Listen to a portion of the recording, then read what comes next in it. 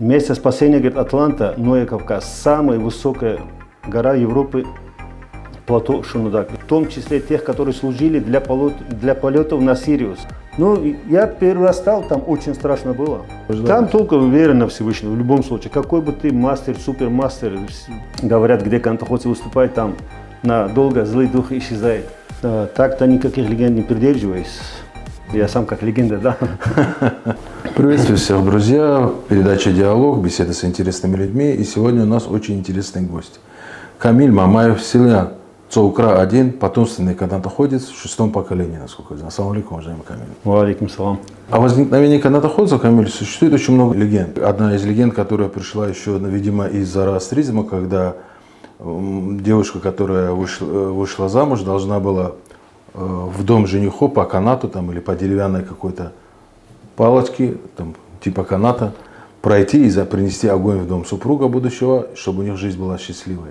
Также есть версия, всем известная, которая гласит о том, что первыми канатоходцами были наши чабаны, которые из шкур коров делали такие плетеные веревки, и чтобы не спускаться с горы и подниматься на следующий, просто перетягивали их этим, и по этим канатам таким своеобразным тоже переходили с одной возвышенности на другую. В общем, легенд много, сейчас их всех перечислять не буду. Вы вообще сами какой-то легенды придерживаетесь? Так-то никаких легенд не придерживаюсь. Я сам как легенда, да. Но интересно бывает всегда легенды, каждый раз новые и новые в интернете тоже бывает. Не только там свои, со стороны тоже вижу, нарываясь. Вот, можно маленький один кусочек, недавно, который на один статью нарывался. У нас как раз, где село, там есть плато Шунудак. Это самый высокий плато Европы в мире. Вот там атланты, говорят, обладали высокими технологиями, во многом превосходящей современной цивилизацией. Более современными космическими аппаратами, управляемыми термоядерной реакцией. Плюс-минус 2 минуты я прочту, все равно интересно. Место спасения, говорит, Атланта, Ноя Кавказ, самая высокая гора Европы, плато Шунудак. Это самый высокий плато Европы и в мире. Разумно предположить, что она являлась и самой удобной посадочной площадкой для космических аппаратов атлантов, в том числе тех, которые служили для полетов на Сириус, единственную звезду, упоминаемую в Коране, и которой посвящена целая сура главы Последнего Завета. Ну, многие легенды, наверное, есть, например, вот, говорят, где канатоходцы выступают, там надолго злый дух исчезает. Так говорили наши, когда ездили на заработку, чтобы себе там выступления какие-то, мастер-классы на свадьбах. Но это уже маркетинг был, да? Да, да. Основном чисто все на это было. И таких куча легенд, короче. Все равно это многие верили, многие с юмором, наверное, сейчас тоже иногда бывает рассказывают, относятся. Ну, я помню, когда в 80-е годы они не утверждают, они просто говорят легенды, сами тоже. Да. Канат натянули у нас между домами. Я жил на Гамидовой улице, там несколько домов рядом было. И проходил такой, как скоморох, или как его назвать, в одежде непонятной, то ли человека, то ли... Шут. Да, шут. Это шут, основная его задача была безопасность. Там канатоходцы выступали без страховки и мог в любое время упасть. Из-за этого он детей пугал, играл, он как бы не было у него в голове, он знал свою территорию, которую он должен... То есть это был ответственный за безопасность? Ответственный за безопасность. И такой, были там... Кто-то говорил, там, глаз отводил, чтобы канатоходцы не сглазили, там разные версии. Основной безопасность его, и чтобы чуть-чуть деньги тоже собирал. Понятно. А так, просто так выступать, им какой резон ездить, устанавливать все это. По поводу легенд еще про кожаные плетеные, которые ходили, да, раньше ходили по кожаным. Действительно было это? Да. Корабельные были. Корабельные, например, вот... который я вот, например, говорю, 6-м поколении. Наш Рамазан, который был родственник, еще в 1843 году он выступал на Гадикане. У него не получалось, веревки рвались, он поехал в Персию, привез корабельный. Вот тогда он первый раз прошел корабельный. Это вот сейчас тросовый канат, который, да? Да, не, на трасса 20-е годы пришли только. Там корабельный, конопляный. То есть это тряпочный, получается, да, я не знаю, из какого материала делал, ну тряпочный, чтобы было понятно. Потом были конопляные, тоже очень крепкие были. Потом на трасса перешли долго, сейчас тоже до сих пор, только на струпы переходят. Струпы, они тоже такие же нагрузки, как стальные трасса выдерживают. Давайте объясним. То же самое веревка, да, просто она чуть-чуть плоская. Как лента. Стропа, да, лента. И разные ширины бывают, они... Но на ней, наверное, удобнее, чем на ней Учиться, наверное, легче, да? В начале, первые недели сложно, на ней безопасно очень. На ней очень, она всем доступна, выгодна. Междугорье его легко в одной сумке может 300 метров пойти, один установить. На 300 метров трос надо, лебедки, целые машины, техника. Сейчас на новый уровень вышли, они там из разных материалов есть, кевлар дайнема, там полуэстер, синтетика даже иногда используют для новичков. Ну, это уже нюансы. Да, да. Вот вы в 6-м поколении канатоходец, как уже было сказано, и где-то 6 лет начали пробовать делать первые шаги. Скажите, падения были? Ну, я сам, можно сказать, самоучкой был. Неправильно было. Сейчас сейчас-то я понимаю, как я устанавливал канат, как я ходил, там ничего этого, никакой безопасности я не соблюдал. Бывало, падал, то на камни падал, то неправильно падал. Правильно падал. Много раз падал. Надо, да? Да, да. На море, когда я сейчас обучаю, дети я специально оставляю, чтобы слегка падали, там надо определенную высоту установить. Правильно. Ну, там, наверное, научиться. метра даже, полметра. Метр даже. опасно. Метр Самый опасно. опасный метр, да. Если сидишь даже назад, прямо на голову падаешь. Полметра на спину падаешь. Или 1,5 успеваешь на ноги повернуться. Да. Метровый это опасно. Ну, для полметра, детей. в общем, лучше всего, да? Полметра, да, максимум полметра надо для начала. Много раз падаешь, уже на лету уже ты уже знаешь, как правильно падать, куда руку, куда что, уже никак на спину, на голову ты не падаешь. То есть как в борьбе, там в дзюдо учат страховку Да, сначала, а потом уже прием. Здесь тоже Раз. сначала как падать, 1000 раз упадешь, ты уже начинаешь понимать. а уже мастером становишься. Да? Уже там. Ну вот смотрите, Камиль, 80-е, 70-е годы, 60-е годы, даже в 60-е, наверное, более, такой расцвет был канатоходства. Во всех цирках выступали. Вот, как я говорю, по дворам ездили, любые праздники можно было и в горах увидеть. И, скажем, когда я был в Цовкравдисе, для меня было удивительно, я увидел в школе натянутый канат, и учитель сказал, да, у нас на физкультуре по канату ходит. То есть такой расцвет был канатоходства. С чем это было связано тогда и как дела идут сейчас с канатоходством? Одно время выгодно было заниматься канатоходством. На ней практически ни одна свадьба без канатоходства не проходила.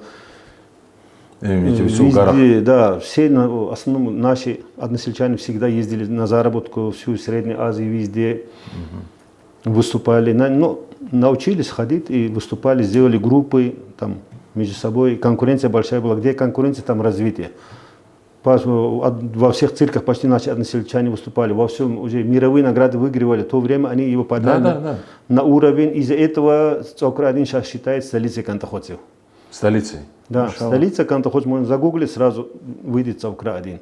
То есть не Европа, не Азия, где тоже было между Нет, и там тоже выигрывали наши. Тоже наши выигрывали? Да, Машалла, то, что они молодцы. делали, трюки, там, то время еще даже тройные сальто, все это моменты. По 5 человек друг на друга ставили, там много сейчас трюков. что мешает ездить, также выступать? Сейчас, Интереса нет у людей к этому или что? не знаю, что-то она потухла, все говорят, он умер, традиция умерла. Надоел везде по всем каналам. Я говорю, вот я сейчас вышел возродить, давайте, говорю, я тренируюсь постоянно, пытаюсь обучать разные проекты. Открыл организацию, у меня НКО, Центр развития и поддержки канатоходцев имени Камиля Мамая, путь к балансу. Первый же грант тоже выиграл, обучал там институты Каспийские, летние лагеря, на пляже. Всем говорю, приходите, я создаю безопасные условия и бесплатно обучаю. Я Все даже равно- выписал, у вас очень много выступлений. Вы были героем фильма Патимат Бурзиевой «Прогулка над бездной». В 2022 году «Возрождение традиции канатоходцев» вошел в топ-10 проектов всероссийского конкурса. В 2023 году первый канатоходец с флагом Победы, который прошел «Поцелуй Победы». Что вы делали? В 2023 году победитель международного проекта «Удивительные люди». Канал России. Это вот когда между двумя шарами. Я, честно говоря, сам наблюдал, очень переживал за вас. Я, который начал впервые Здесь очень много, у меня здесь выписана целая страница ваших выступлений, ваших, скажем так, проектов, которые вы делали. У Вот меня- я бы остановился на проходе между двумя шарами, как я сказал, я очень наблюдал за вами и переживал. Насколько это было сложно? Ведь шар летит, это неустойчивая конструкция. Чуть-чуть газ добавишь, он вверх полетит, в сторону полетит, ветром может сдуть. Канат может, они могут друг к другу приблизиться, несинхронно летят. Это же очень сложно. Долго вы тренировали этот трюк? Я его хотел, если честно, рекорд пробить в Дагестане официально, чтобы он был занесен в книгу рекордов России. Там писал, там, Министерство там, культуры, спорта, везде администрации разные, Кулинские, Каспийские писал. Даже чтобы как визитный карточка города был, чтобы на каждый день города поднимал шары и выше проходил. Ну, разные предложения предлагал, короче, и сам тренировался, думал, если кто-то согласится, чтобы я был готов. Максимально канат приблизительно от 40 там, до 10 разные расстояния. Там бывает, я знал, они будут гулять шары. И на разных раскачках расслаблял. Я готовил себя. Где там давал шата, там, чтобы усложнял, с завязанными глазами ходил. Приблизительно все это в моменте представлял. Да. Приближали к... И не получилось у меня. Забыл эту тему, и как-то попал я на удивительные люди, и мне говорят там, сможешь пройти между шарами? Я говорю, смогу. А до этого я сам шары не видел еще. Вы даже не летали на воздушных шарах? Не летал еще ни разу. Получилось. Визуально я уже представил, я уже знал, куда зацепить, что, как. Там страховка был, все было. Но они, короче, решили их привязать. На 40-50 метров гуляли они для съемок. А я рассчитывал на свободный полет. Приблизительно поднял, и я знал, они пока будут лететь, я пройду. То есть, чтобы далеко не улетели. Да, они привязали их на веревках, подняли там 50 метров, пока на корзину стал, смотрю, уже вниз еще. Газ дают, вверх идет, вниз. И они начали вот так гулять. Ну, я первый раз стал, там очень страшно было. Там вроде бы 150 метров высотой ходил, но там это 50 метров вообще там, непонятно там. Это шаре, оказывается, быстро двигается. Так. Да.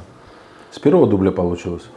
Там уже на второй дубль у меня сил не было. Если я не смогу пройти, наверное, уже не прошел бы никогда, потому что там очень сильно устаешь.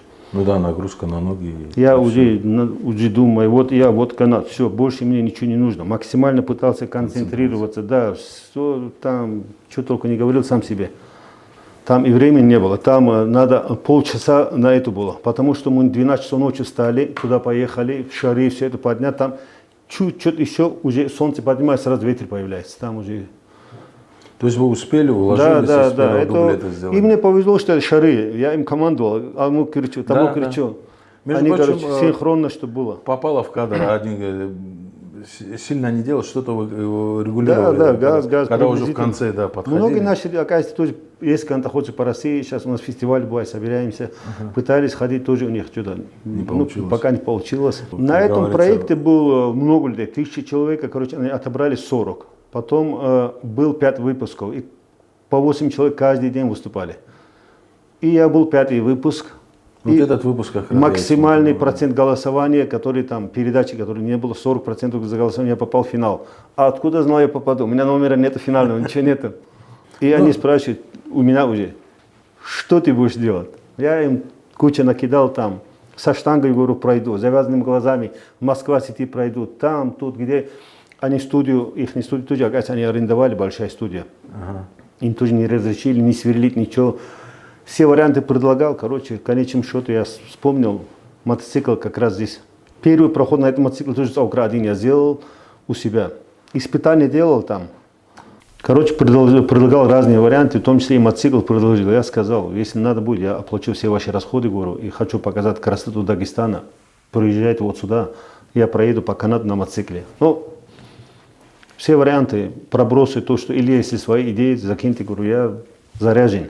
Я говорю, номер 1 в мире, я им тоже рассказываю, конечно, там. Про атлантов тоже рассказывали, да? Про атлантов я недавно узнал только.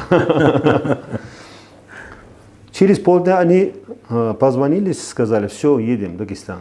А я загуглил самый длинный зиплайн через Сулакский каньон. Все, позвонил, разрешишь, говорю, там проехать на мотоцикле. Хорошо, короче. Приехали, прилетел 11:50. Туда-сюда все это пока забрали, 3 часа туда попали. С 3 до 5 за 2 часа этот номер сделал. Приехали местные майоры туда-сюда. Они могли бы и не запретить там все это, видишь, они тоже навстречу пошли, все это как бы. Тоже, даже это хозяин зиплайна, говорит, до сих пор меня родственник ругает, говорит, как ты мог разрешить этому человеку проехать, тем более еще с пассажиром, еще человека взял я с собой. Вы еще пассажиров взяли? Я сказал, есть желающие, говорю, прокатить со мной, я говорю, могу с собой взять. Один согласился, работник зиплайна, он тоже со мной. Я чувствовал на длинную вибрацию и спокойно, 2-3 скорость, иду, потом Полпути, короче, вниз шел, полпути вверх. Вот так. Но под своим весом она, короче, чуть-чуть провисала.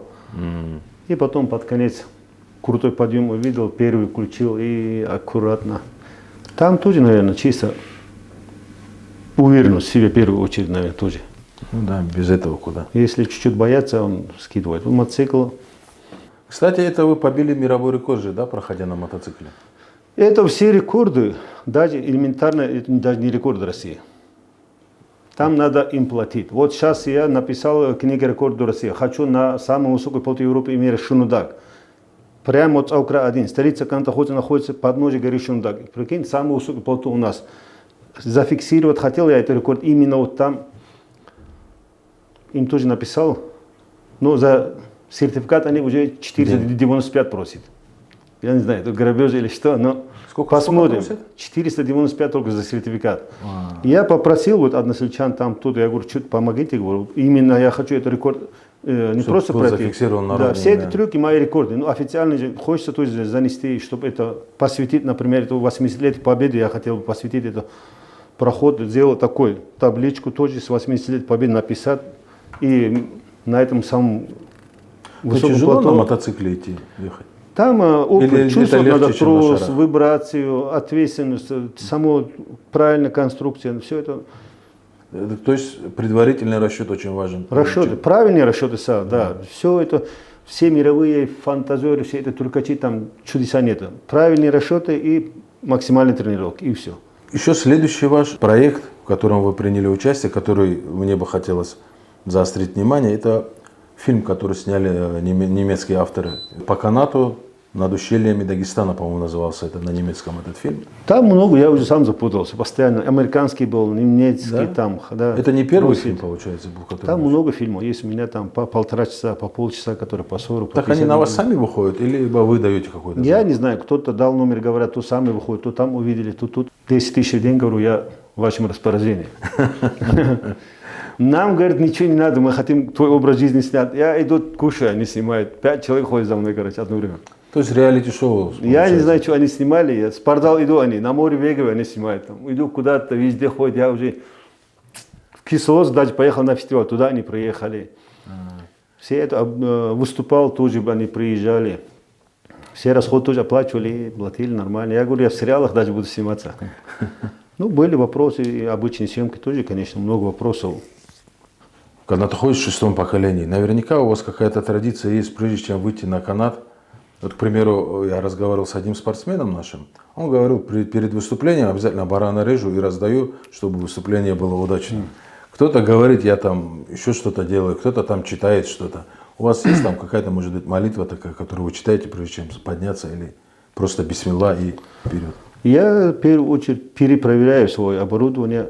Там это очень безопасно, там каждый стропы, на которые я хожу, они 2-3 раза больше нагрузку выдерживает, чем я даже при срыве. И там страховка дублирует. Но основное все проверяю, перепроверяю, там все точки. И все, я уже сажусь и бисмилlah, как ты говоришь, бисмилlah рахман я Рабби, Аллах кабага. Говорю, я встаю, иду, как где-то начинаю считаться, когда страшно, тут обратно бисмилlah рахман говорю. Каждый раз. Вы знаете, был такой ученый Хасан Кахибский, который тоже ходил по канату. В детстве он приехал, по-моему, это было в селе Кулицма. И когда шел по канату, у него было, он когда наступал, он говорил Аллах. И когда он это прошел по канату, дети маленькие начертили, говорит, полосу, это вот известный факт, на песке, и ходили по нему, Аллах, Аллах, Аллах говорили. И когда им сказали, вы что делаете? Этот, говорит, канатоходец так делал, мы тоже, говорит, ему подражаем. Там только вера на Всевышнего, в любом случае. Какой бы ты мастер, супермастер, все равно в первую очередь, наверное, надо верить Всевышнему. Видишь, до сих пор руки, ноги целые, ни одного перелома, он меня любит. Сколько хожу, все равно. Дай Allah, чтобы всегда любил. И дай Allah, чтобы вы всегда держались того пути, который приведет нас. Не нарушать, который вот без страховки не ходить, например. Это никого не видит. Профессионалы ходят со страховкой. Вы знаете, в исламе даже подвергать свою жизнь опасности нельзя. Самоубийство натурально. Да. Если пойдешь, хоть даже ходил я, если честно, там для себя хотел доказать, чтобы я перешел на профессиональный уровень, туда-сюда, там. Но это не нужно. Я сейчас понимаю, это не нужно. И плюс пример показывать этим. Вы знаете, мне было удивительно, когда я вас увидел в одном из пабликов. У нас есть духовный центр в Новострое. И там объявили типа субботника, то есть свободные люди, которые хотели помочь, могли прийти, поработать и помочь там освободить площадку от строительного мусора, там, камней, досок. Я, когда увидел вас, был, честно говоря, удивлен. Я до этого с вами знаком не был, я вас видел только вот на «Россия-1», когда вы между шарами ходили. Это там, оказывается, эстафета передавали, вот так каждый в следующем селу, и как бы была эстафета за украинцам. И наш имам написал нам в группу, вот так надо помочь желающие, короче, и вот так все вышли, я тоже с ним. У меня свободное время, и так получилось, я тоже там оказался. Я вам хочу предложить вот, связаться с этими ребятами, поскольку у нас был их представитель, мы с ним беседовали на предыдущей передаче, и он говорил, что там помимо того, что будет мадраса, будут преподаваться уроки истории, будут преподаваться уроки языка, будут спортивные секции. Почему бы там не сделать школу канатоходцев когда-нибудь? Там и площадка большая, пространство большое, можно натянуть канат, там есть место для этого. Можно с одного здания на другое натянуть. Нет, здание там не нужно. И там маленький уголочек, безопасный условия создать можно. Ну, там спортзал большой. Да, для начинающих. Вот скооперироваться и сделать несколько занятий я могу провести, кто там будет какой-то преподаватель, показать базовые элементы, он может изначально сам обучать их, где-то что-то надо будет нет появляться, там новые что-то интересное показывать. Не только там, во многих, даже можно по всему Дагестану. Я бы мог обучать инструкторов, чтобы они уже работали. Те же даже в школах физруки могут дополнительные часы, если выделить им. Ну, своего рода возрождение будет начать. Вот, я думаю, они не будут культурное наследие нашей республики в целом, даже нашей страны. Надо его как-то, не только здесь, все хотят там морды бить. Вы знаете, просто мне кажется, вот это мордобитие больше распиарено. Мы больше видим чемпионов, спортсменов, чем победителей, скажем, каких-то олимпиад. Вот недавно тоже приехали шахматного турнира, наши ребята выиграли. Об этом просто меньше говорится. Это отчасти и наша вина, журналистов. Сейчас большой акцент на деньги из-за этого. Там деньги есть, туда идет. Вот канатоходство, если там за какой-то проход даже элементарно на праздниках давали бы там нормальные там премии какие-нибудь, кто пройдет эту линию там 5000, там, кто пройдет эту линию, iPhone там разыгрывали бы, кровь из носа пахали бы там тоже. Ну, я знаю, вы в Каспийске делали что-то похожее. Ну, не то чтобы турнир, по чуть-чуть делаю, бывает там, у меня там 1000 рублей, 5000 рублей, да? там, говорю, вот кто это, разные линии там. Я бы с удовольствием пришел. В следующий раз, когда будет, мы можем даже вам Я думаю, сейчас вот это 16 iPhone надо разыграть, вызвать телевидение, канат натянуть. И кто пройдет, я его, конечно, буду усложнять в таком чуть расслабленном состоянии. Сделать категорию детскую, взрослую, женскую, там, я не знаю. И кто пройдет, пускай забирает. Это что, хорошая идея. Чуть-чуть надо. И популяризация будет, и распиарить можно, и мы, в свою очередь, станем рядом, поможем. Снимем ролики. Что-то организацию раскачаю, и на всех праздниках тоже буду устанавливать канаты. И призы надо, призы. По-другому у меня вот надо им заманивать хотя бы, чтобы они внимательно слушали. Когда им говоришь, за эту линию дам какую-то определенную сумму, только они там мозг уже сразу, только тогда начинают ходить. Сейчас молодежь чуть по-другому, надо к ним подход чуть другой. Как раньше заставлять или там надо, они не говорят. Зачем, почему у них. Наша передача, к сожалению, подходит к концу. И в конце бы мне хотелось спросить у вас нет какого-то желания, какого-то проекта, может быть, впереди, который вы видите, что-то такого грандиозного, как проход на воздушных шарах, чтобы его озвучить, может быть, и спонсоры подтянутся, помогут вам тоже. Пожалуйста, у вас есть на это. Сейчас я сбор объявил на проход на Шинудаге, плато Шинудаг, который на мотоцикле проехать. С флагом Победы, да? Да, посвятить это можно и с флагом, можно и с этим 80-летием отдельно такой это плакат.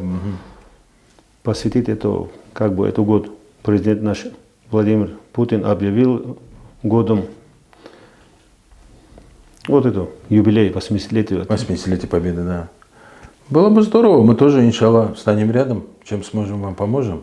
А между шарами тоже, если в Азиму ты говорил, я вот гостиничный комплекс Азиму, даже человек там их не ездил туда, в Москву, главный офис, там что-то они пока не захотели. Я хотел там Каспийский поднять, тоже 2 воздушных шара, как раз получается этот пляж возле этого их гостиницы. Тоже официально зафиксировать. Так, друзья, вот такой вот интересный разговор у нас получился с Камилем. Я желаю вам всяческих успехов и нашу поддержку в плане съемок и показа, и популяризации канатоходства. Очень мы заинтересовались, очень было приятно с вами беседовать. Я благодарю вас, что нашли время и пришли. А всех зрителей призываю, смотрите наш канал, смотрите наши передачи, и вы еще увидите немало интересного, а также удивительных людей.